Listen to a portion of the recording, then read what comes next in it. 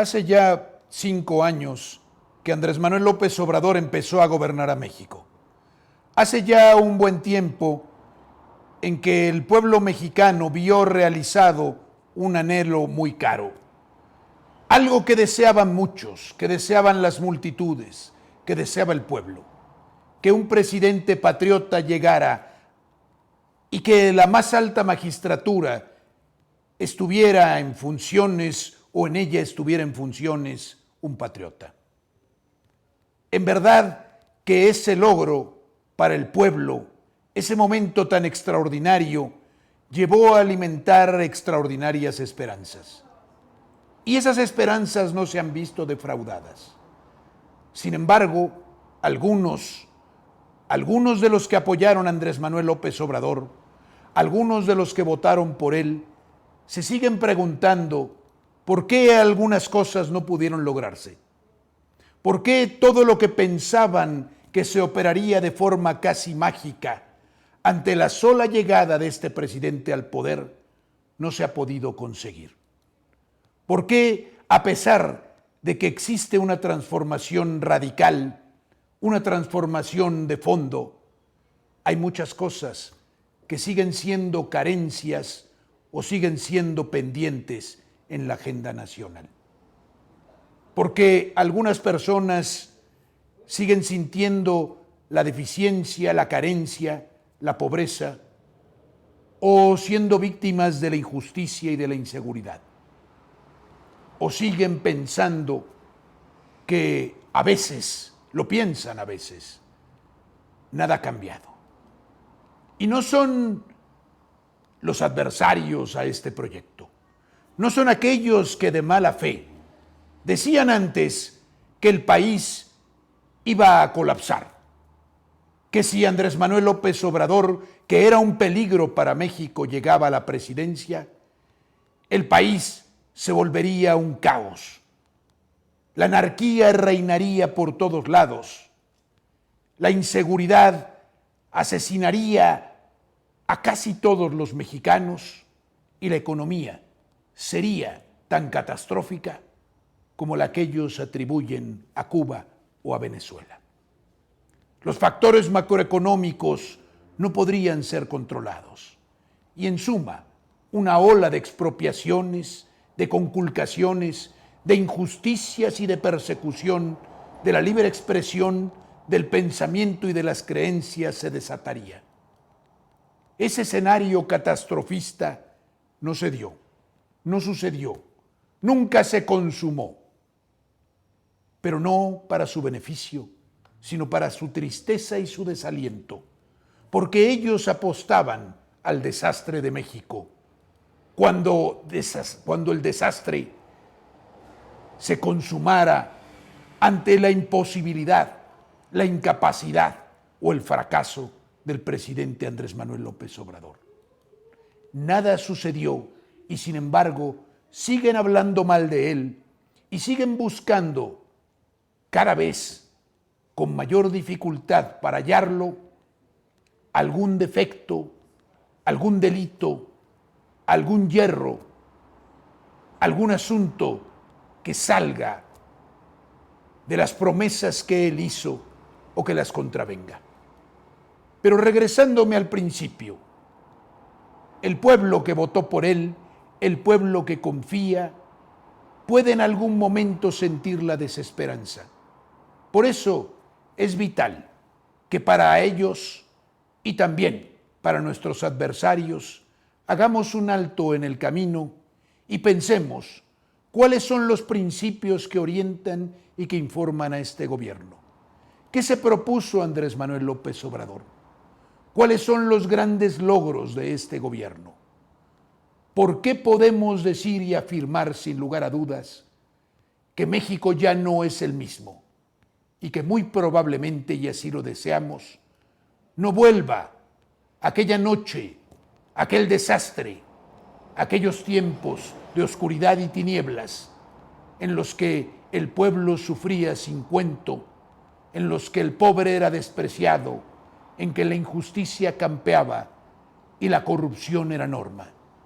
Aquellos tiempos en los que el político se servía a sí mismo del cargo y del poder y no servía al pueblo. Es imprescindible decirlo.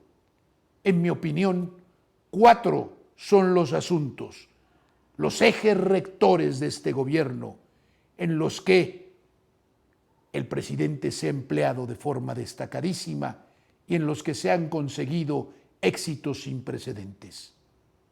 Es menester, y digo yo más, es imprescindible que el pueblo entienda de qué trata este gobierno, para que la esperanza no merme, para que no se acabe, para que la llama no se extinga, para que el pueblo siga respaldando este gobierno y no acuda al expediente sencillo de la eficacia inmediata.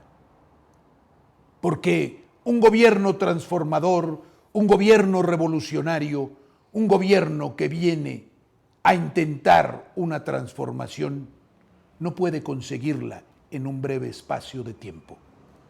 Las revoluciones tienen un primer momento, y ese primer momento es el momento en el que logran defenestrar al poder corrupto, al traidor al pueblo, en que logran que el poder sea ocupado por quien quiere servir al pueblo y por las nuevas ideas, por las ideas de esa revolución. Una revolución, por cierto, esta, pacífica, democrática y respaldada por la mayoría del pueblo mexicano. Pero la revolución tiene etapas subsecuentes.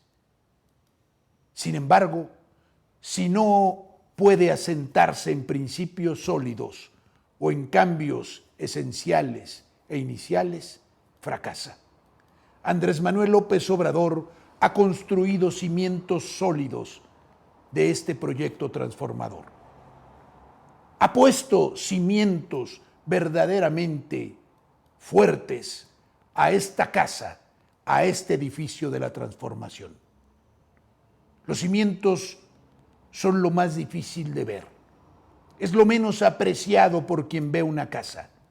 Y sin embargo, ningún edificio es sólido y puede ser bien construido, ni tampoco su belleza, la que se ve, la que está a los ojos de todos, apreciada, si está construida sobre cimientos endebles o no los tiene.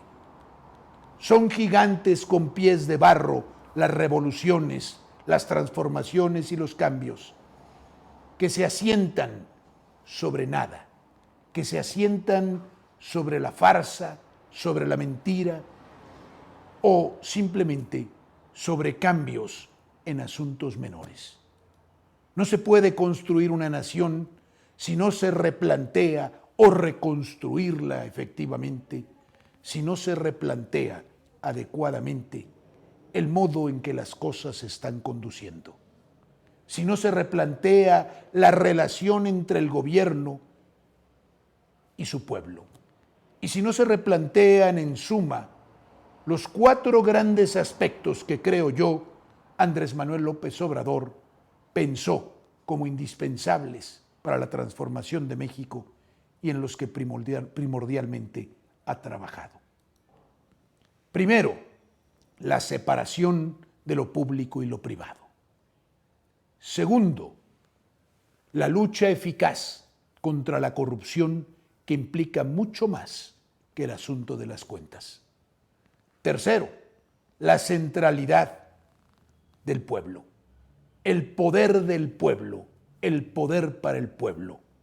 Y en esto, la frase suprema, el origen de todo, por el bien de todos, primero los pobres. El gobierno como valladar a los intereses desbordados, egoístas de los particulares, de los potentados, de los magnates. Y como defensor del pueblo, porque esa es una función fundamental de todo gobierno. Defensor, garante y valedor de los pobres. Y en cuarto lugar, la soberanía, como asunto esencialísimo, puesto que sin soberanía una nación no existe, una nación no puede vivir. Y sin soberanía la justicia social es irrealizable. La soberanía que tiene varias vertientes, el cambio del cosmopolitismo neoliberal, de la idea de la ciudadanía del mundo, de aquel falso concepto de que todo el mundo es nuestra casa y de que no hay patrias y no importan las raíces, ni la cultura, ni de dónde se venga, ni para quién se trabaje, y no se sienta el latir de lo propio y se renuncia a ello y se esté dispuesto a venderlo por el patriotismo y la idea de que la patria es primero y sin soberanía no hay patria. Estos son los asuntos fundamentales que examinaremos para dar elementos de juicio a quienes respaldan este gran movimiento y para contrastarlos con la crítica despiadada, voraz, pero también estúpida, carente de argumentos y propia de individuos descastados, antipatriotas y también ayunos de inteligencia, que se vierte sobre el modo en que se gobierna y sobre todo sobre el modo en que se transforma la realidad nacional. En el ámbito internacional haremos un breve repaso analítico, histórico y de juicio práctico sobre lo que acontece en el mundo en esta guerra entre la globalización que va aparejada a la unipolaridad y los nacionalismos que entienden de la multipolaridad. La gran guerra que se libra entre estos dos conceptos, las doctrinas y las tesis geopolíticas que hay en ambos lados, las realidades a partir de la caída del muro de Berlín, la historia que ha transcurrido, las luchas, las derrotas, qué quiere cada quien, por qué sucede lo que sucede, desde Yugoslavia hasta Ucrania, desde una guerra hasta otra guerra. ¿Qué han hecho las diversas potencias? ¿Qué pretenden? ¿Por qué luchan? ¿Qué tienen que ver los gasoductos en todo esto? ¿Cómo es que en el fondo hay tesis antiquísimas y en particular la herencia del mundo anglosajón depositada en los Estados Unidos, potencia declinante, y la enigmática presencia y crecimiento de China y la no muy novedosa del gran imperio ruso, el corazón del mundo, tal como lo dijeron en Asia Central, como lo dijeron algunos expertos en geopolítica. Eurasia contra la realidad del mundo anglosajón, la isla del mundo. Ese es el asunto. Lo explicaremos aquí y tendremos para ustedes un programa de mucho interés. Denle me gusta, compartan el contenido, respáldenos en nuestras redes, en particular ahora todos los que están viéndonos en Facebook y en YouTube. Gracias por su participación. Nos esforzamos para dar a ustedes la mejor información, el mejor análisis, la mejor formación. Vamos adelante.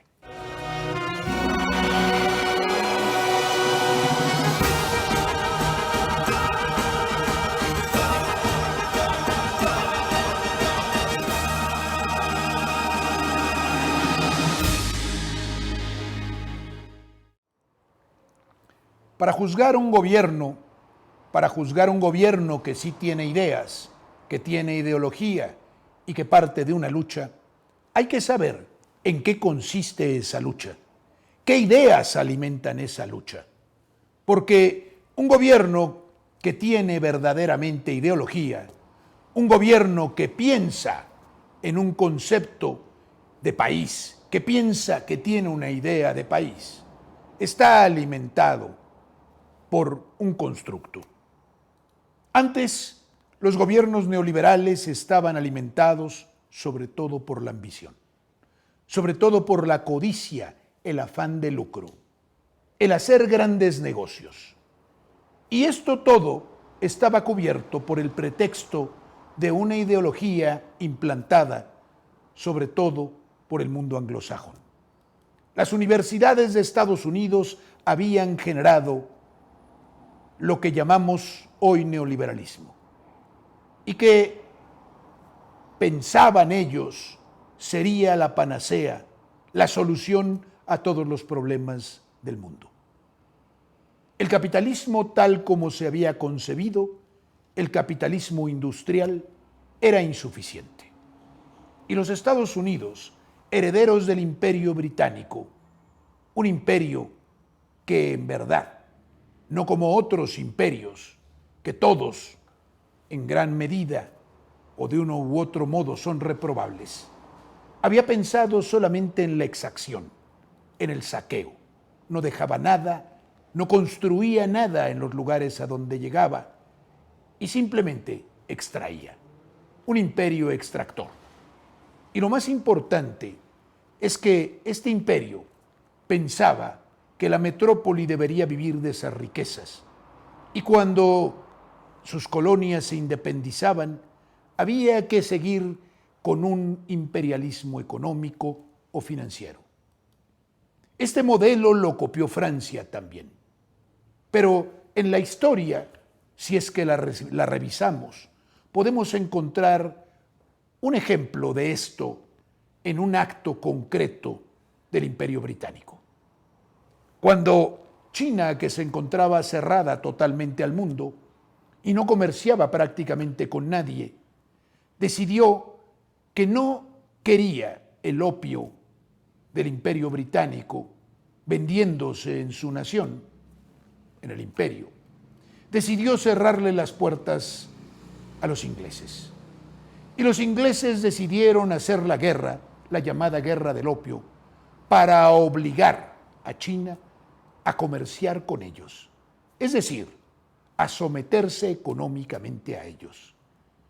Y de ese modo, en los lugares ribereños al mar, cercanos al mar, fue instalando la Gran Bretaña factorías, bancos, empresas que se dedicaban al comercio de diversos géneros.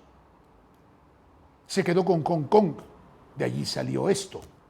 Fundó el HSBC, el banco más importante de la Gran Bretaña y uno de los más grandes del mundo, y muchas otras cosas más. El imperialismo financiero y económico sustituyó al de la ocupación de las naciones. Y fueron los Estados Unidos los herederos del Imperio Británico. Un imperio que armó caballeros a los piratas y les dio patentes para cometer actos inmorales amparados por la ley. Todo encubierto por una cualidad que es en verdad un vicio muy anglosajón, que es la hipocresía. Por eso los Estados Unidos no se atreven a decir voy a invadir y destruir porque soy fuerte, sino encubren todo en el asunto de la democracia, la libertad, los derechos humanos, etc.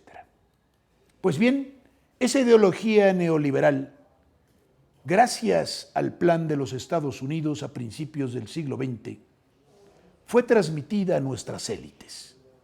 Unas élites que traicionaron a México y que se olvidaron de nuestra cultura, de nuestra esencia y de que estando en los lugares prominentes debían servir a su nación y no a intereses ajenos.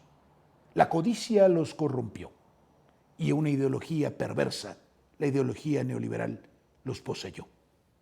Y la ideología neoliberal decía que lo público debe ser privado. Por eso empezaron a transformar el lenguaje. Por eso empezaron a contaminar con ideas del mundo privado el público. Por eso hoy hablamos de gobernanza. Por eso hoy hablamos de tecnocracia y dentro de la tecnocracia de una serie de métodos y sistemas copiados de las grandes corporaciones o del sector privado para servir al público o mal servirlo. Por eso también hablamos de asuntos tan graves como políticas públicas, cuando la política es en esencia pública, porque todo lo que es político es lo que atiende a la cosa pública, a la polis, a la ciudad. Eso decía Platón, Eso decían los griegos, los padres de la democracia. Y sin embargo, el neoliberalismo lo pervirtió todo.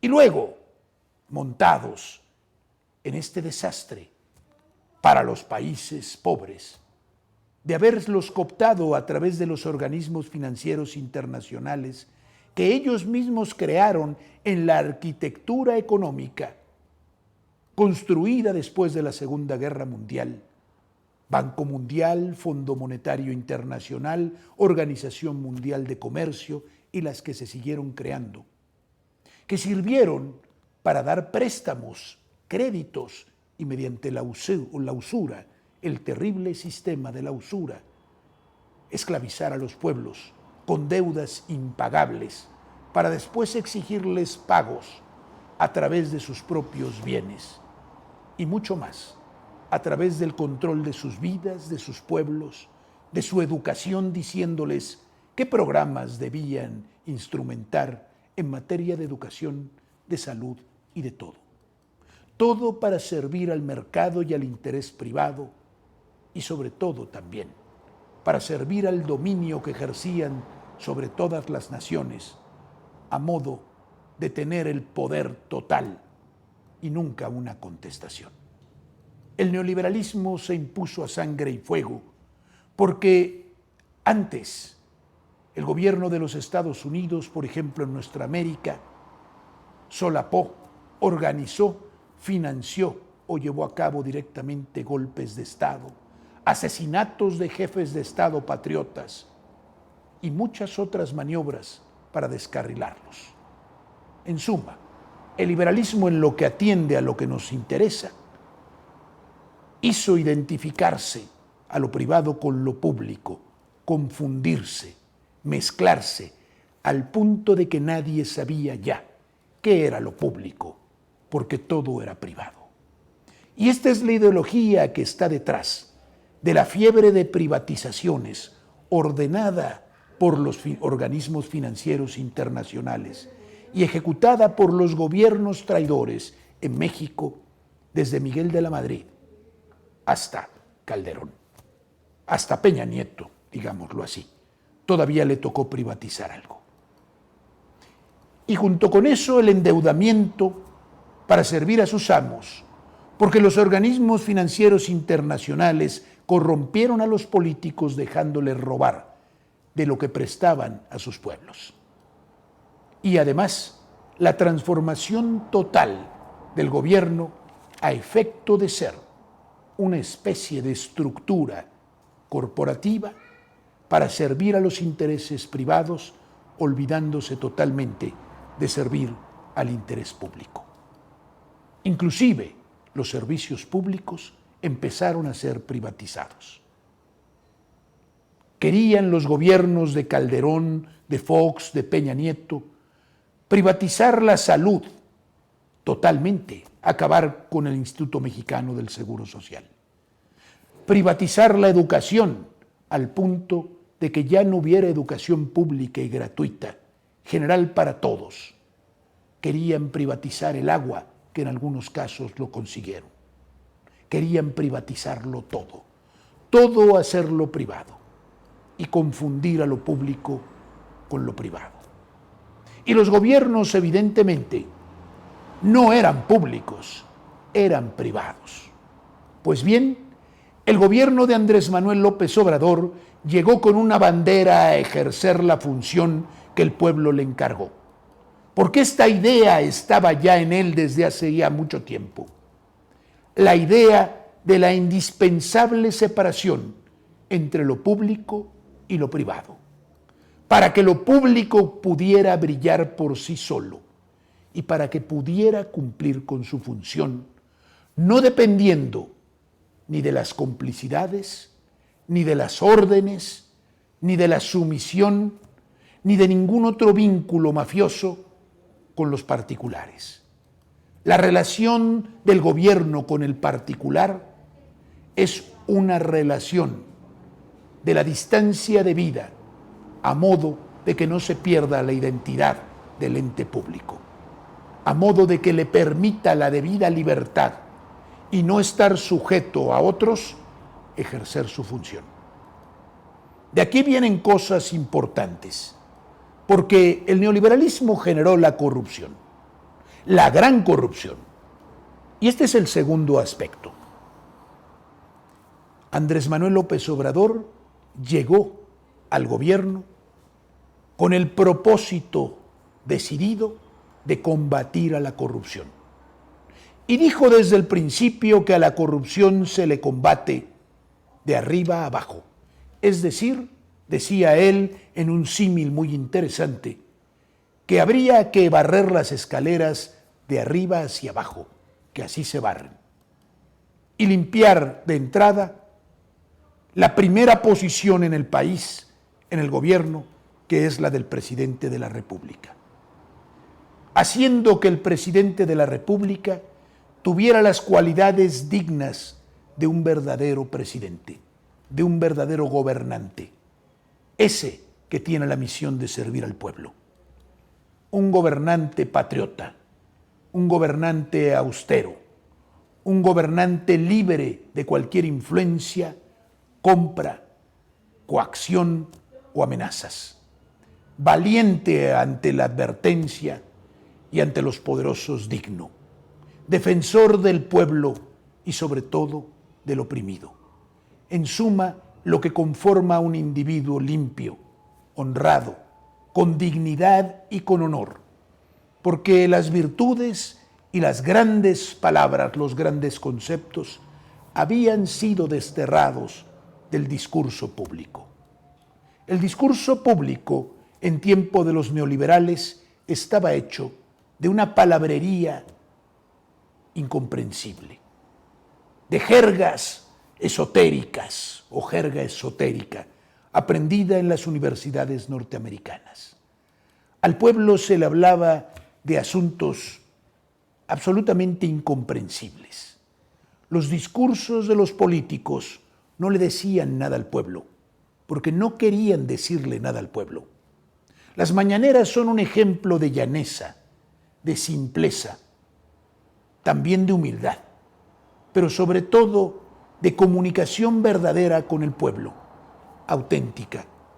Al pueblo no se le requiere explicar las cosas de forma vulgar, de forma soez o baja, como lo hacen algunos, creyendo que el pueblo está interesado en ser ofendido, en ser agraviado, o creyendo que el pueblo, por ser pueblo, es ignorante, soez y vulgar, e indigno de toda cultura. Al pueblo se le debe respeto y se le debe explicar todo de modo correcto, pretendiendo siempre que el pueblo entiende si se le habla con franqueza, con verdad y con sencillez. Así lo ha hecho Andrés Manuel López Obrador. Eso es algo elemental, eso es algo importante en el combate a la corrupción.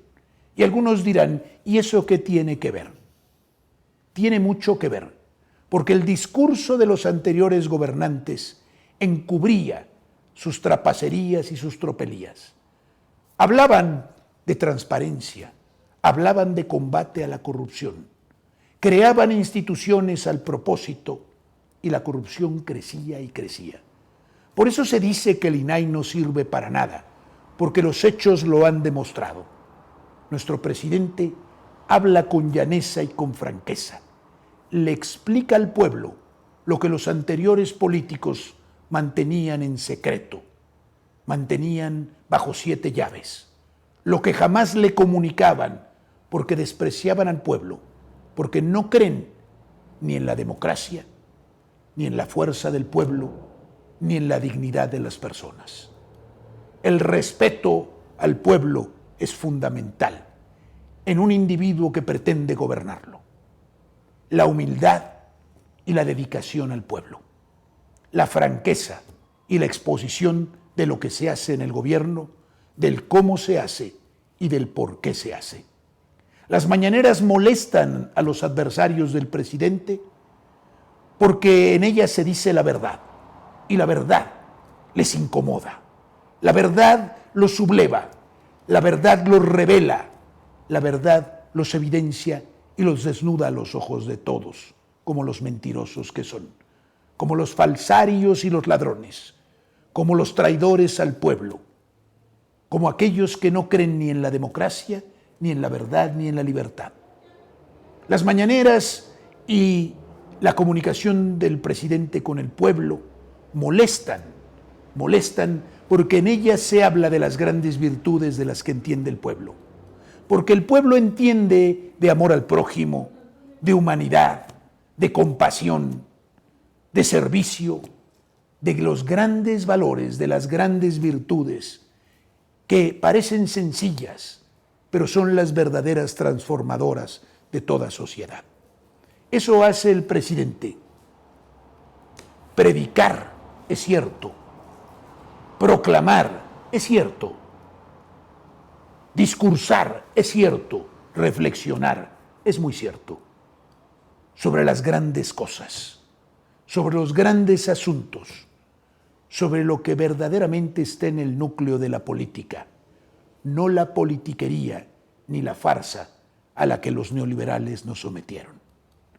Separación de lo público y lo privado y lucha contra la corrupción.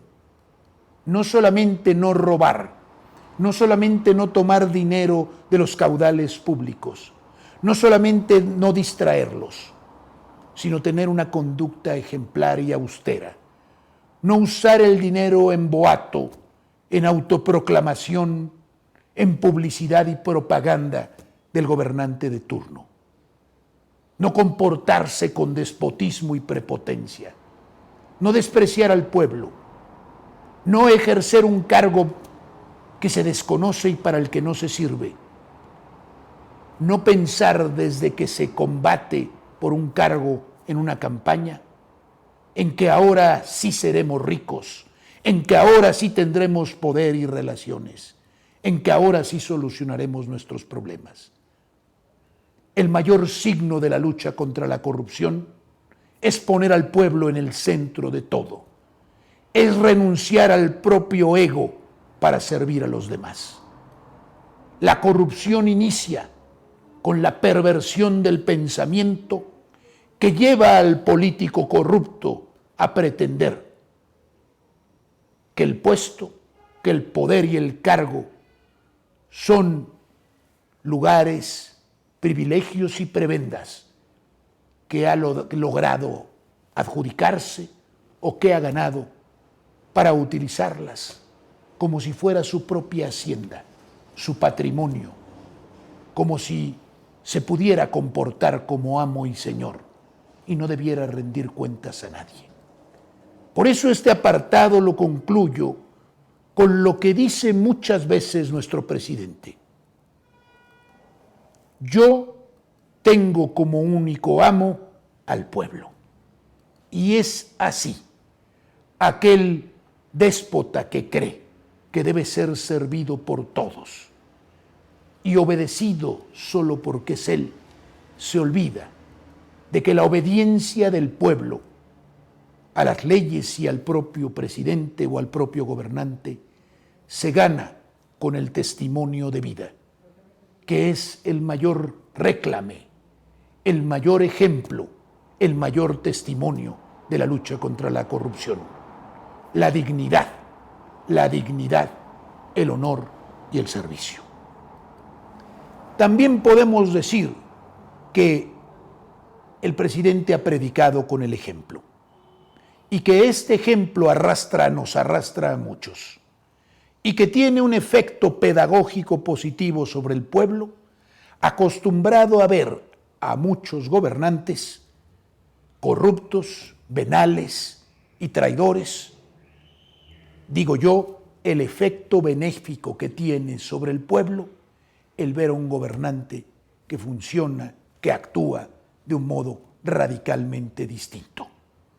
Por eso digo yo que ya los presidentes venideros no podrán conducirse ni comportarse como se comportaban los corruptos anteriores, porque se ha sembrado una semilla que está fructificando en un árbol muy grande y que crecerá todavía más grande, y que es el árbol del servicio, el poder como servicio.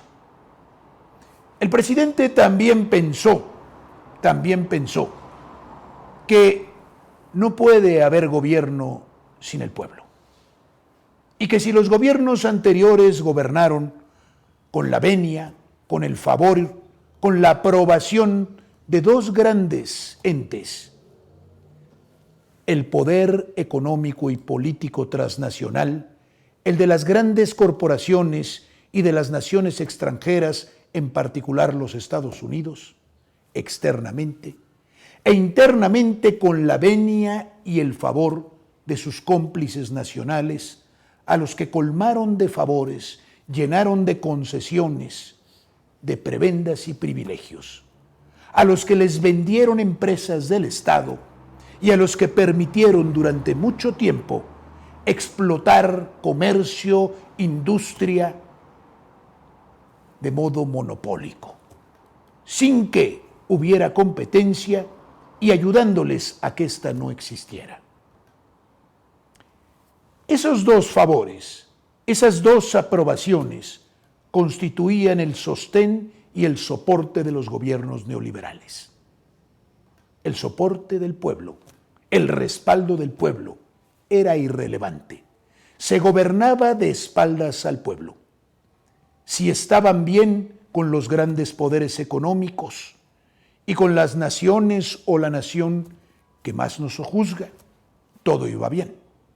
Si seguían instrucciones de los organismos financieros internacionales, favorecían una inversión extranjera que lo que hacía era entregarles casi como esclavos a nuestros compatriotas más pobres para que sirvieran con salarios de hambre en sus empresas. Si les permitían omitir el pago de impuestos y aún hacían la vista gorda ante los fraudes fiscales. Y todavía fomentaban las empresas defraudadoras para que se hiciera profesionalmente. Y permitían además que, aliados al crimen organizado, éste dañara al pueblo, lo asesinara, secuestrara, cobrara a piso, extorsionara, etc. Todo era un grupo mafioso controlando el poder, de espaldas al pueblo, sin el pueblo y aún prácticamente siempre en contra del pueblo. Pero nada importaba a este tipo de gobernantes porque ellos no tenían en sí el deseo de ser dignos y ejercer un cargo público, de la dignidad y el honor que implica el representar a una gran nación y a un gran pueblo, de servirle en la posición más elevada, de servir a la patria en suma. Porque el neoliberal no tiene patria. El neoliberal sembró en sus almas, en sus grupos, el cosmopolitismo, la dilución, la deconstrucción, como decían algunos filósofos, la deconstrucción de los principios de las virtudes. A fin de cuentas, todo en el éter, todo en la nada, porque no había principios, no había virtudes, ni hablar de algún ideal, no existían. Entonces, los gobiernos neoliberales, como ya lo hemos dicho, gobernaban de espaldas al pueblo y de cara a los grandes poderes económicos, nacionales e internacionales. Eran siervos de ellos, socios menores. Estaban coludidos con ellos. Andrés Manuel López Obrador dijo desde el principio que no se podía gobernar sin el pueblo, que con el pueblo se llegaba, con el pueblo se permanecía, con el pueblo se trascendía, y que cada decisión y que cada acto de gobierno estaba pleno de la voluntad popular, ya fuera porque el pueblo había manifestado su voluntad inicial, ya fuera porque se le consultara cada vez que fuera necesario, asunto que molesta mucho a estos enemigos de la democracia y del pueblo. Porque ¿Cómo va a decidir el pueblo en asuntos tan trascendentes? ¿Cómo es que va a entendernos el pueblo si el pueblo no entiende qué es el Producto Interno Bruto? ¿Cuáles son los factores macroeconómicos? ¿Cómo está este asunto del llamado deslizamiento del peso, del dólar? ¿Qué son las reservas internacionales y muchas otras cosas más? Vaya pueblo ignorante, no entiendes nada.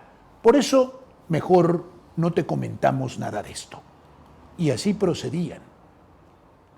El pueblo nada, ni en las elecciones tampoco, porque cuando este pueblo se expresaba en contra de estos gobiernos, defraudaban su voluntad, torciendo las elecciones, como lo hicieron al menos en las elecciones de 2012, de 2006 y de 2012. Torciendo, mistificando, falseando su voluntad. Es lo que hacían.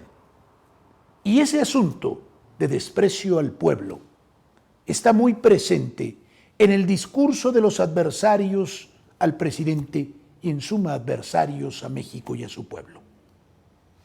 Ese discurso de que quienes respaldan hoy en gran número a Andrés Manuel López Obrador son individuos ignorantes, incompetentes, incapaces, cuasi salvajes. El pensamiento clasista, el pensamiento racista, el pensamiento de desprecio al pueblo, de desprecio al pobre, al débil y al ignorante, al que despojan de humanidad, de la capacidad de pensar, de criticar, de decidir y aún de sentir. No les importan las vidas que tienen, los sufrimientos por los que pasan, los esfuerzos por mejorar a sus familias, los auténticos deseos de servir a su patria, sus amores, sus pensamientos, sus deseos, todo aquello oculto, aplastado, porque el pueblo no tiene derecho a pensar ni a decidir, porque es ignorante y porque además es muy flojo. Ellos sí trabajan. Trabajan perdiendo el tiempo o trabajan intermediando negocios siempre a costa del erario. Trabajan o llaman trabajar a acumular grandes cantidades de dinero, siempre a cargo del erario, siempre sobre el esfuerzo, sobre el sudor y la sangre del pueblo. Esa gran injusticia, esa profunda injusticia, que cuando es denunciada llaman ellos comunismo. Porque decía un gran teólogo de la liberación, cuando ayudo a un pobre me dicen, eres un santo. Pero cuando me pregunto por qué es pobre me dicen, eres un comunista. Ese es el asunto. La pregunta fundamental de por qué existe la miseria, que se hizo el presidente y dijo, la miseria no es una casualidad ni una fatalidad. No la manda ni la ordena Dios. El destino, las fuerzas de la naturaleza o cualquier otra cosa. Es producto de la injusticia social.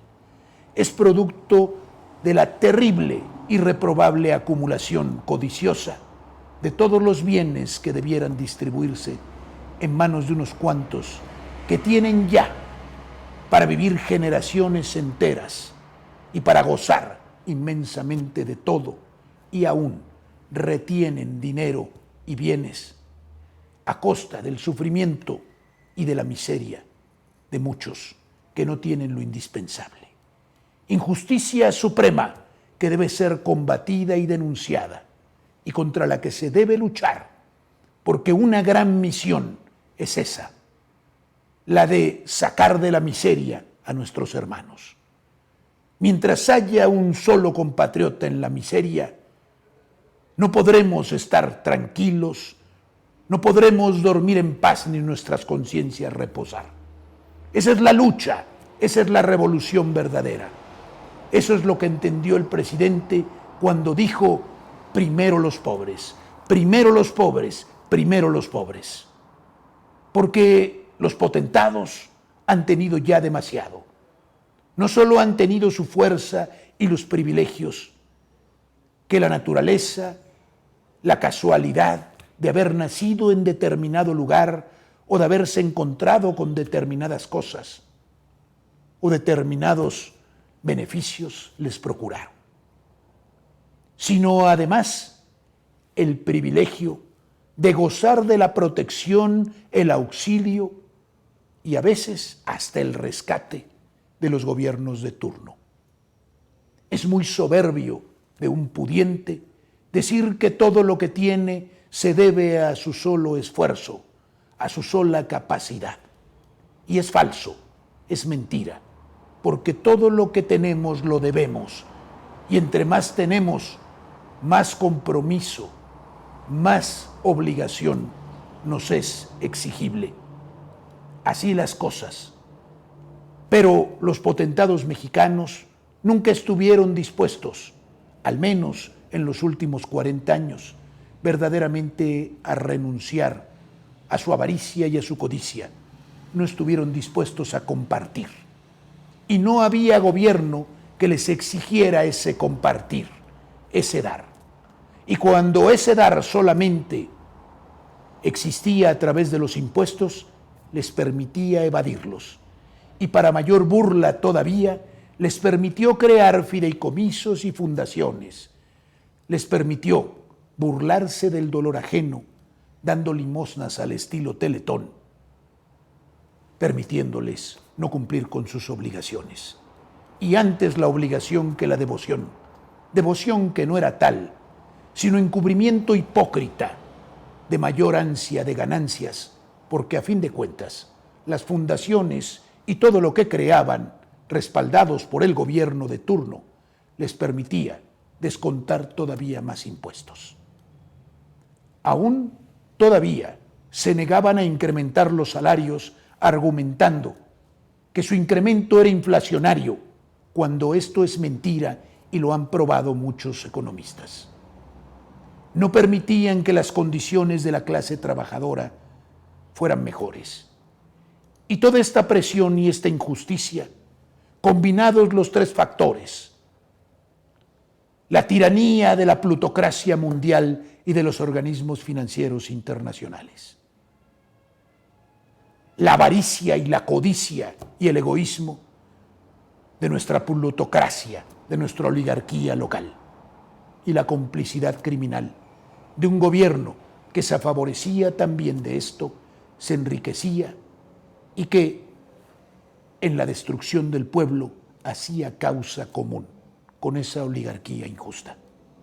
Muchos dirán que esta denuncia es terriblemente comunista, es una cosa peligrosísima, y sin embargo les digo algo muy sencillo: esto no es así, no es así, pues es la sola prédica de la justicia, de la verdadera justicia. Es ante todo la denuncia de un estado de cosas que está a los ojos de todos, a la luz de todos, y que es fácilmente comprobable.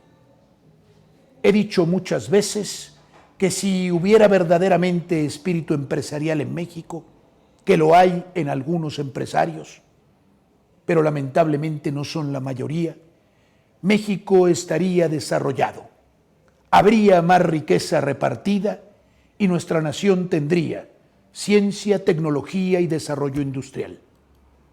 El por qué no los tenemos se puede responder por el egoísmo, por la mezquindad y por la falta de verdadero espíritu empresarial de las clases que se favorecieron durante todo el reinado de la ideología neoliberal. Así las cosas,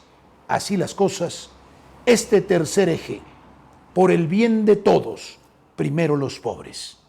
Una nación que, y lo digo ya no solamente desde la óptica de los principios y de la humanidad y del sentido de justicia, sino práctico, una nación que tiene a muchos pobres, una nación que no logra sacar de la pobreza y digamos todavía más, de la miseria a sus ciudadanos, está destinada al desastre y al fracaso. Esa nación colapsará. Esto que ha pensado el presidente es fundamental para la salvación de nuestra patria. Por el bien de todos, primero los pobres. Cuarto eje y cuarto asunto en el que el presidente se ha empleado a fondo, en el que el presidente ha pensado que el trabajo valía la pena hacerse. No hay nación que se precie, que pueda sobrevivir, que pueda existir y que no tenga soberanía. Soberanía, libertad económica. Y ello nos permite también cumplir con lo que antes dije, la justicia social, justicia para todos. Pero una nación sin soberanía es una nación esclava. Es una nación dependiente de otras naciones, de otros poderes, y ahora en el mundo que corre, sobre todo dependiente de los grandes poderes financieros internacionales, de las grandes corporaciones, de la plutocracia mundial. Cuando eres dependiente de alguien, cuando eres esclavo de alguien, ese alguien te dice cómo vivir, qué hacer, qué pensar, cómo conducirte, cómo comportarte, a dónde ir, y no puedes hacer lo contrario, porque aun cuando quisieras oponerte, el régimen de esclavitud es total. No tienes fuerzas para oponerte. El presidente pensó no solamente en nuestra integridad territorial, mutilado nuestro territorio por los norteamericanos en la injusta invasión de 1847 y después el despojo, el gran despojo que se siguió a la invasión y a la guerra profundamente injusta y arbitraria. La integridad territorial no basta para conservar la soberanía. Mandar dentro de nuestro territorio es tener el control de nuestras riquezas y de aquellos bienes que garantizan nuestra soberanía. Una nación que no es dueña de sus propios recursos no puede llamarse soberana. Y hablo de recursos fundamentales, aquellos que en geopolítica sirven hoy de forma preferente, preponderante a la existencia de una nación. Eso pensó Rusia cuando, habiéndose colapsado la Unión Soviética, se encontró en un desastre económico y en un colapso social. Utilizar sus recursos naturales no solamente para desarrollarse, sino para recuperar su soberanía. Y a esos efectos quitó estos bienes fundamentales y su control a los oligarcas que los habían adquirido y los manejaban con la única función y el único propósito de enriquecerse. Nuevamente la codicia y el afán de lucro. Entender que el particular vela por sus propios intereses y que velando por sus propios intereses normalmente desconoce el interés general, no es difícil de entender. Entender que el particular codicioso, en el que además se ha sembrado esta ideología neoliberal y esta ideología del consumo y el hedonismo, que incita al ser humano a tener cada vez más cosas, aunque sea menos persona, a llenarse de bienes inservibles, a ceder ante el influjo maléfico de la publicidad, de la propaganda que carcome sus cerebros y sus espíritus para hacerlos esclavos de las cosas.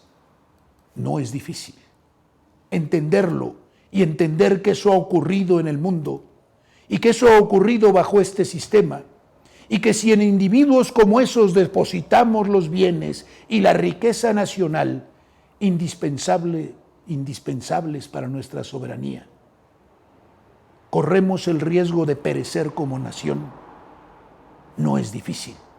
Cualquiera lo entiende, el pueblo lo entiende, el presidente lo entendió. No puede estar nuestro petróleo y nuestro gas en manos de extranjeros. No puede estar nuestra electricidad en manos de extranjeros. No podemos tener nuestros puertos y vías férreas entregadas todas a particulares. No podemos hacer que todas nuestras minas estén en manos de individuos voraces que además no estén regulados. No puede ser que la salud pública y la educación pública se privaticen. No puede ser que el ánimo de lucro y la codicia rijan la vida de una nación. Porque ¿dónde queda el pobre y el débil? ¿Dónde queda el que no puede pagar? Aquel que dicen que es flojo y que por su culpa es pobre. ¿Dónde queda una sociedad arbitraria e inhumana como la que ellos quieren? En eso queda. El presidente pensó en recuperar soberanía. Y recuperar soberanía también implica comportarse en las relaciones internacionales con dignidad. No hacer lo que se hacía siempre. No oír, escuchar y acatar. No plegarse, no doblar la cerviz, no estar agachándose permanentemente, no regular nuestra vida interna a partir únicamente de las órdenes que se nos dan, o más bien, nunca de las órdenes que se nos dan, sino de lo que queremos nosotros para nuestra nación. Eso es dignidad en las relaciones internacionales.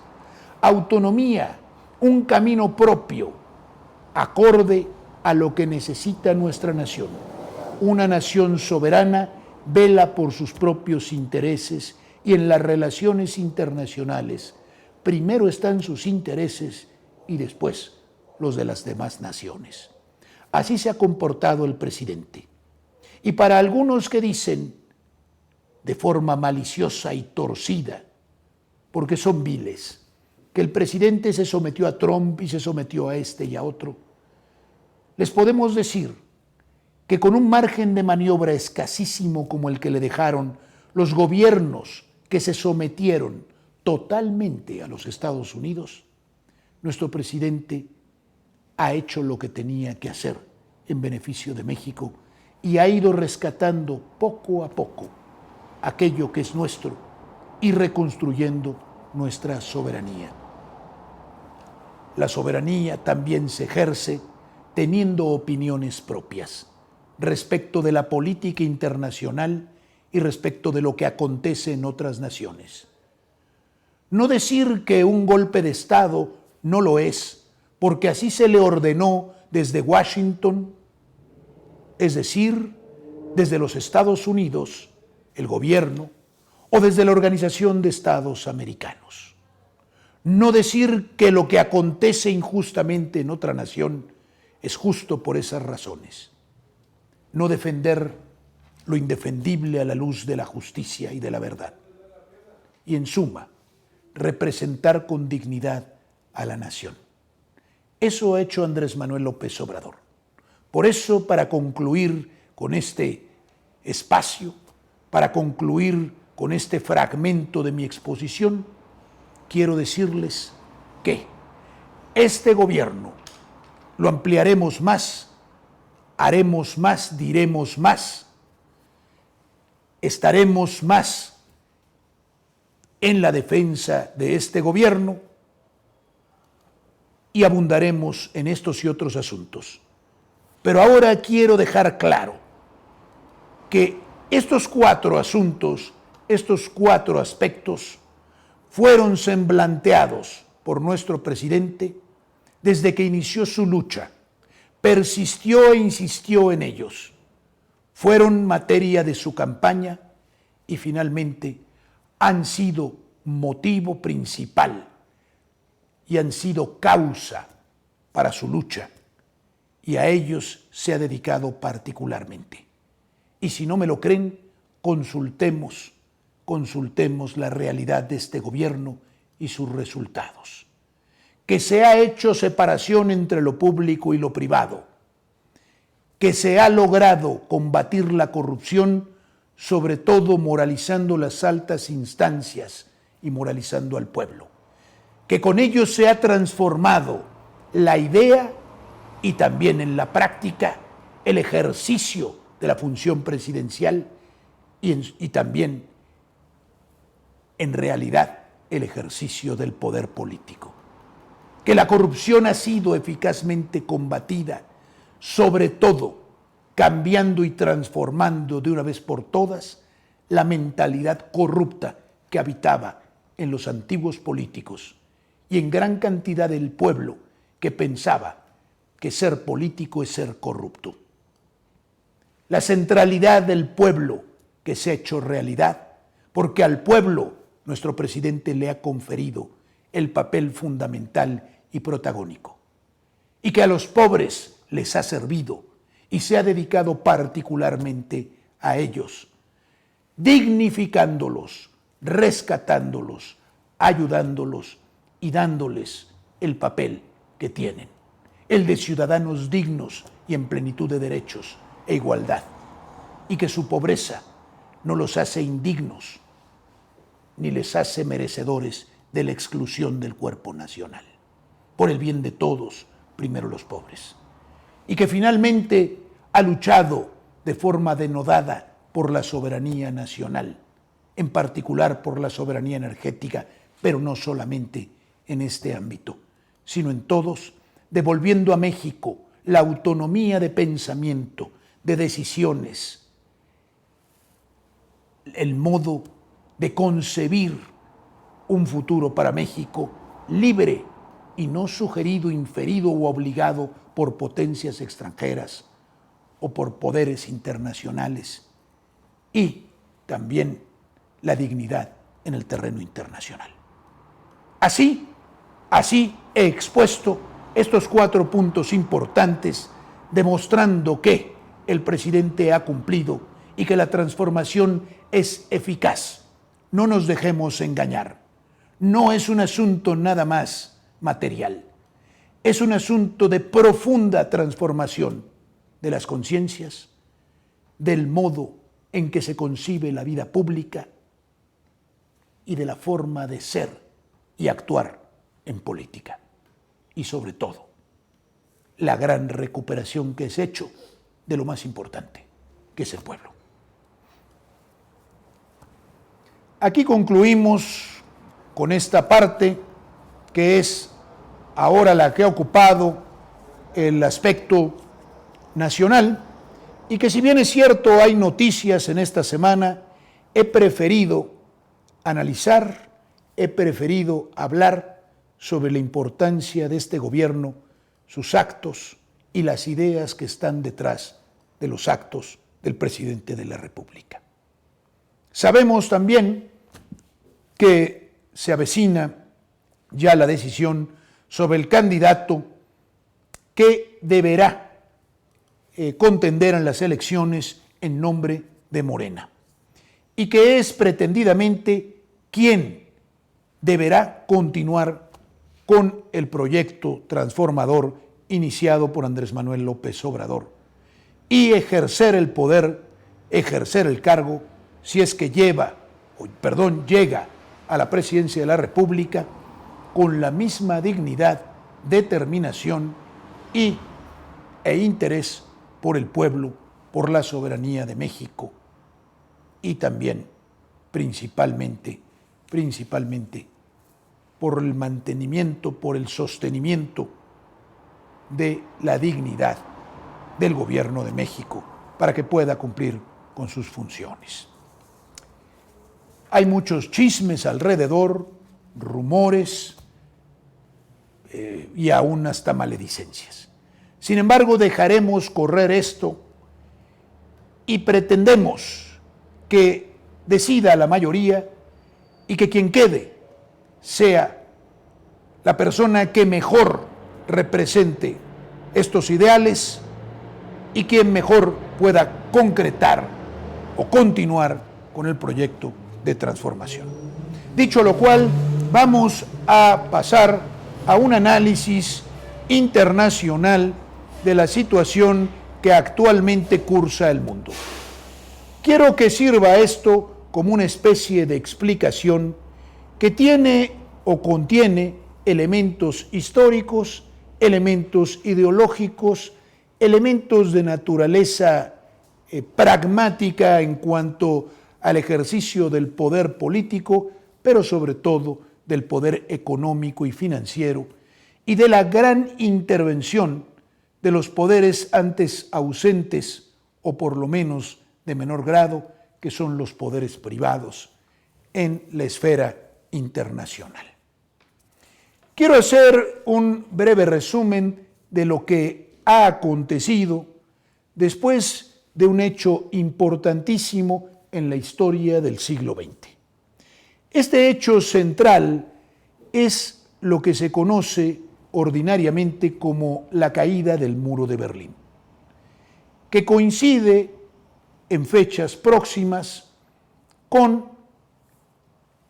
el colapso del llamado bloque comunista, bloque del Este, y el derribo de la virtual cortina de acero que, según decían quienes hablaban en ese entonces de la política del mundo, dividía al mundo en dos bloques.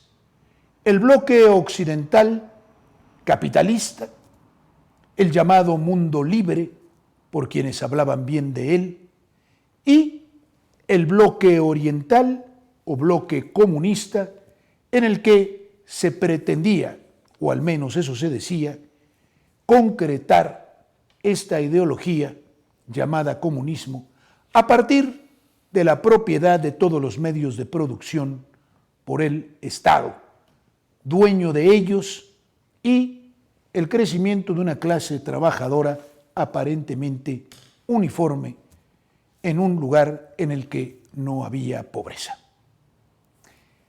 Este sistema colapsó, implosionó, digamos que sufrió una de las leyes de la termodinámica.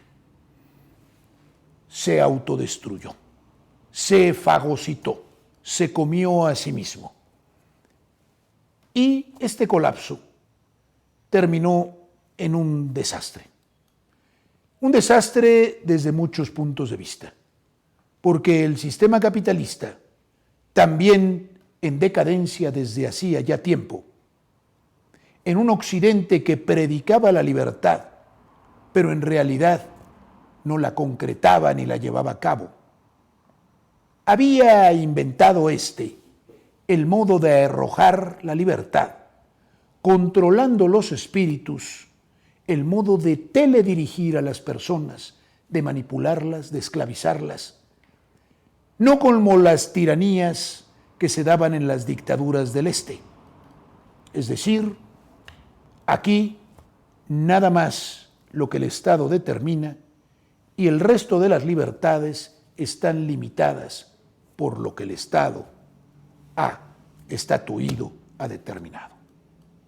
El individuo en el Este sabía exactamente bajo qué régimen totalitario o tiránico se encontraba. El individuo del Oeste no lo sabía y sin embargo también estaba bajo un totalitarismo, pero era sutil. Se colaba a través de la publicidad y de la propaganda. Vivía ya en la tiranía del mercado y no se daba cuenta. Creía que gozaba de libertad y en realidad era esclavo. Después de la Segunda Guerra Mundial y el Plan Marshall, que fue una serie de créditos a los europeos para que compraran los productos norteamericanos y después también pagaran los créditos, es decir, doble ganancia para el mercado. Los Estados Unidos, a través del cine hollywoodense, a través del influjo cultural diverso, debilitaron la cultura, la esencia y la fuerza de resistencia europea y constituyeron en cada europeo a un perfecto consumidor, alienado, infantilizado y deseante de tener cada vez más cosas, como ya lo habían hecho en los Estados Unidos. Un sistema profundamente inhumano, pero que predicaba la libertad y la democracia aparentes y que logró beneficiarse de el derrumbe del otro gran sistema. En Estados Unidos, Francis Fukuyama proclamó el fin de la historia. Dijo que el triunfo del capitalismo, que era lo máximo que le podía suceder a la sociedad, lo más importante, lo más destacado en toda la historia, hacía presumir que la historia había concluido y que de aquí en adelante viviríamos todos en un paraíso. Claro que se equivocaba, porque entonces empezó la globalización plenamente y el neoliberalismo en todas las naciones. Y entonces aquellos que no habían sabido qué era el capitalismo, lo supieron a fondo. Pero no un capitalismo de ese que se predicaba, ese de una aparente libre competencia, ese de verdadera libertad económica, sino otro en el que solamente unos ganaban y la mayoría siempre perdía. Y fue acumular y acumular y acumular, al punto de revertir lo que antes era una situación favorable a la mayoría. La mayor cantidad de la riqueza estaba en manos de la mayor cantidad de gente. Poco a poco la mayor cantidad de la riqueza fue pasando a menor cantidad de personas, concentrándose en pocas manos. El régimen capitalista neoliberal triunfante, ese que ya venía avanzando después de Margaret Thatcher y de Ronald Reagan en Estados Unidos y Gran Bretaña, se fue implantando en todo el mundo. Y todo el mundo festejó la globalización, que es o que fue la norteamericanización de la sociedad. Todos a consumir basura de McDonald's, todos a comer pizzas, hot dogs, hamburguesas y comida chatarra, todos a beber Coca-Cola, todos a reírse del mismo modo, a divertirse del mismo modo, a festejar el Halloween y hasta el Día de Acción de Gracias. Todos a aplaudir el fútbol americano y los deportes norteamericanos, y todos a comportarse como estrellitas vulgares de Hollywood. Todos a condicionar las propias vidas a ese modelo vulgar, carente de espíritu, despojado de todo, y cada vez más dispuesto a escandalizar al mundo con conductas subversivas que no eran más que inhumanas. Eso fue lo que se globalizó a través de los cada vez más poderosos medios de comunicación llamada masiva, que no reproducían sino el mantra de la propaganda del mercado, de la publicidad. Consume, consume y consume. Después de la caída del muro de Berlín, aconteció que Estados Unidos, habiendo triunfado, el mundo anglosajón, el imperio británico, la angloesfera, tenía a su merced a Rusia. Retrasando un poco el reloj de la historia, a principios del siglo XX, el padre de la geopolítica, Harold Mackinder, decidió analizar cómo es que el imperio británico podía permanecer dominando el mundo y no colapsar nunca como potencia, como ya en la historia habían colapsado una tras otra las potencias, como sucedió después de Cristo con el Imperio Romano, como sucedió después con el Imperio Español y antes con los imperios de Asia también, y como sucedió con el propio Imperio Británico. Pero había que salvarlo in extremis. Y Harold Mackinder creó una idea del mundo a partir de la geografía, que es la siguiente. En el mundo existe el Heartland, es decir, el corazón del mundo, y este se encuentra en Eurasia. Está rodeado por algo que se llama Rimland, que es una especie de aro que rodea al Heartland. Y este Heartland es Asia Central. Y el Rimland, Europa, del lado occidental de Rusia, y hacia el sur, China, la India, algunos países como Mongolia también, los árabes y finalmente, bueno, en suma, el Medio Oriente. Apoderarse y dominar el corazón del mundo, decía Mackinder, era imprescindible para dominar lo que él llama la isla del mundo. Y la isla del mundo era la angloesfera, Inglaterra y los Estados Unidos, ellos en particular. Nunca permitir que Alemania y Rusia se unieran, porque ese sería el desastre, la hecatombe y la catástrofe para el Imperio Británico. Con este modo de concebir el mundo, Inglaterra y Estados Unidos han seguido adelante. Y por eso, a pesar de que el muro de Berlín cayó y de que el imperio soviético se colapsó y de que Rusia misma, la federación que quedó, perdió a una gran cantidad de las exrepúblicas soviéticas y aún parte del que fuera el imperio zarista, aún a pesar de eso, siguieron actuando con el propósito de que se colapsara para nunca más tener rival. Y por eso, de una forma absurda, conservaron a la OTAN, que era una organización militar que estaba construida para contrariar, para oponerse al llamado Pacto de Varsovia, que era la organización militar de los países del Este, que desapareció con la desarticulación y la caída de la Unión Soviética. Pues bien, habiendo caído el muro de Berlín y permitiendo la Unión Soviética, o Rusia, Federación Rusa ya en ese entonces, que Alemania del Este se reunificara con Alemania del Oeste para conformar la actual República Federal Alemana, porque Alemania había permanecido dividida después de la Segunda Guerra Mundial, de la que resultó derrotada.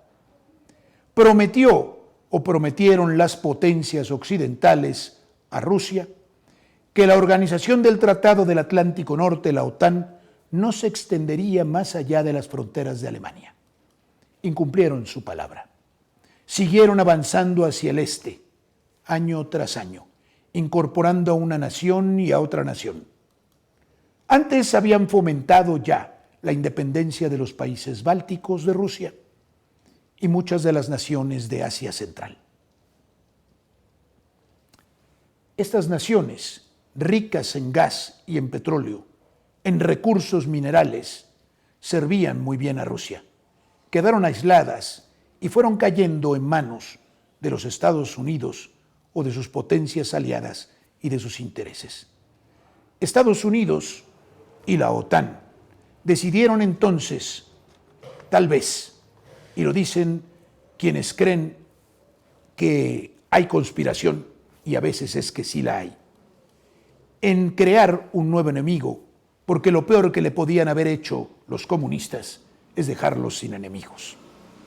Y entonces inventaron en algunos lugares el narcotráfico y en otros el terrorismo islámico. ¿De dónde surgió el terrorismo islámico? Bueno, de las madrasas, las escuelas coránicas financiadas por los Estados Unidos en Pakistán y en Afganistán. Para derrotar a la Unión Soviética que había ocupado Afganistán, respaldaron a los islamistas radicales y luego los siguieron usando. Tan es así que los trasladaron a Yugoslavia. En Yugoslavia la OTAN cometió un crimen, dividió a una nación, confrontó a los que antes se llevaban bien entre sí, a serbios, croatas, a unos musulmanes, a los kosovares, también a los bosnios, etc. Todas las etnias y culturas se confrontaron entre sí y hubo grandes pérdidas de vidas humanas. Estados Unidos y la OTAN crearon una falsa independencia de Kosovo y la separaron de Serbia. Bombardearon Belgrado, asesinando población civil crimen que cometió la OTAN, e inundaron de islamistas radicales Albania y Kosovo. Allí empezó todo. Y después, todo fue coser y cantar. Imaginarse que, antes del derribo de las Torres Gemelas, ya tenían pensado invadir 7 naciones, según confesión de un alto general de los Estados Unidos. Después, lo que para algunos es falso, para otros verdadero, pero para todos el pretexto de Estados Unidos para poder lanzar su llamada guerra contra el terrorismo, que inició Bush hijo, con la invasión y destrucción de Afganistán, que se les estaba saliendo de control y que, según se sabe por documentos que hoy son públicos, estaba ya en los planes de Estados Unidos desde antes del derribo de las Torres Gemelas. Apoderarse de Asia Central y controlarlo, destruir el proyecto euroasiático que está en la geopolítica, en la génesis de la geopolítica y también en la propia genética, en el ser de la geopolítica rusa. Acabar con ese plan. Y para ello, separar de Rusia a toda Asia Central. De allí también viene el respaldo a la guerra de Chechenia y a todo el terrorismo en el Cáucaso en contra de Rusia, que a Rusia costó mucho superar. De allí también el apoderamiento de Pakistán y la operación de los servicios secretos pakistaníes en Afganistán. De allí después la invasión de Irak, segunda de la historia después de la de Bush padre, su destrucción y aniquilamiento, el acabar con una nación que podía jugar un papel importantísimo en la historia de la humanidad y en esa región. Luego, el sancionar a Irán, el perseguirlo sistemáticamente, el tratar de empobrecerlo a través de sanciones y el denunciarlo en las instancias internacionales como un Estado que llaman fallido y como un Estado terrorista o un Estado bribón, rufián o como se le llame. Luego, también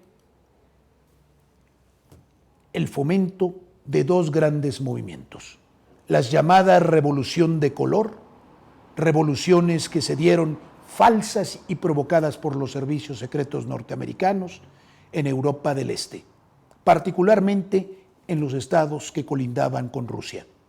Ucrania y Georgia son 2 grandes ejemplos. No funcionaron a cabalidad y no le dieron a los Estados Unidos lo que pretendía. Rusia combatió contra Georgia y la derrotó, salvó 2 regiones y limitó el poder de influjo en sus fronteras. Para ese entonces las fronteras de la OTAN ya colindaban con Rusia y los misiles de la OTAN amenazaban a Rusia. Luego, la primavera árabe, las falsas democracias, artificialmente inflar movimientos a modo de acabar en Oriente Medio con otro polo geoestratégico de primer orden. Libia cayó para acabar con las veleidades de Gaddafi de libertad, de tener una moneda única y administrar sus propios recursos. Sucedió lo mismo en Egipto y en Túnez, en Argelia. Unos se defendieron y otros sucumbieron, pero Libia terminó destruida porque se oponía al sistema. Después fue invadir con terroristas Siria y destrozarla, una nación heroica que se defendió y sobrevive, muy maltrecha, y en cuyo territorio aún hay tropas norteamericanas, asunto que ocultan intencionalmente los norteamericanos. Invadida por todas las naciones cercanas. La geoestrategia puesta en funcionamiento. El intento del apoderamiento de Asia Central, el control del Medio Oriente, la destrucción del influjo ruso y la contención para no crecer hacia Europa. Esa es la génesis de esto que después seguiré contando. Después vino el Euromaidán en Ucrania. Después vino el golpe de Estado para terminar apoderándose de Ucrania. Después vino el práctico genocidio en el Donbass y la provocación a Rusia, cercada por todos lados, amenazada su existencia, para que entrara en esta guerra que ellos siempre desearon.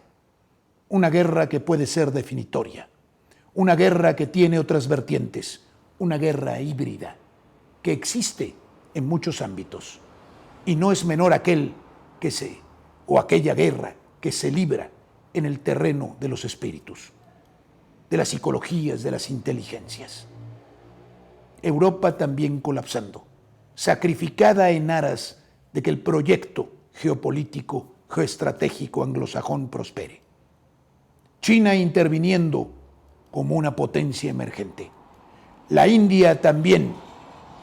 Y a fin de cuentas, la lucha que se da en Asia Central y que a veces favorece a los rusos y a veces a los norteamericanos. Hoy la situación es muy compleja. No solo es Ucrania. Hay una guerra verdaderamente mundial que no se libra al uso tradicional, pero es una guerra definitoria que concluirá con algún resultado. ¿Vencerán los globalistas? ¿Vencerán aquellos que quieren la unipolaridad?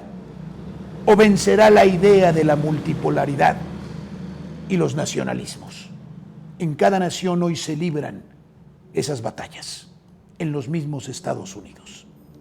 Y no es aquí asunto de decir si hay buenos o malos en ambos lados, sino qué es lo que conviene más a la humanidad y quiénes son los que ahora están dispuestos a que ésta perezca con tal de que su poder se imponga. Hay que verlo. No es parte menor los procesos, o no son parte menor los procesos de reingeniería social, la inteligencia artificial, la intervención del Foro Económico Mundial y la de los organismos internacionales como la ONU o como la organización que se dedica a los asuntos de salud, financiada hoy por Bill Gates y por otros grandes potentados. Hoy todo juega. Desentrañar, desmenuzar este asunto en el gran tablero del mundo, el gran tablero de ajedrez en que se juega la geopolítica, es una labor que implica conocimientos geográficos, históricos, políticos, del pasado y del presente, para tratar de entender en qué se convertirá la humanidad. Pero estamos cambiando. Es la era también de los levantamientos de los pueblos. Un nuevo mundo se avecina, una nueva realidad. Esperemos que sea de justicia y los que somos patriotas, que sea de los patriotas. Que la realidad se transforme, sobre todo para ser más humana. Los pueblos deben ocupar un lugar central e intervenir y no ser meros espectadores de este juego de los poderosos. Continuaremos hablando y analizando esto, platicando sobre ello y exponiendo a ustedes de la forma más sencilla posible lo que acontece en el mundo, exponiendo lo que sucede y de dónde ha venido todo ello. Porque son estos polvos de aquellos lodos. Y así sucede siempre en la historia. Pues aquí terminamos y les agradezco por habernos acompañado, por estar con nosotros, por respaldarnos.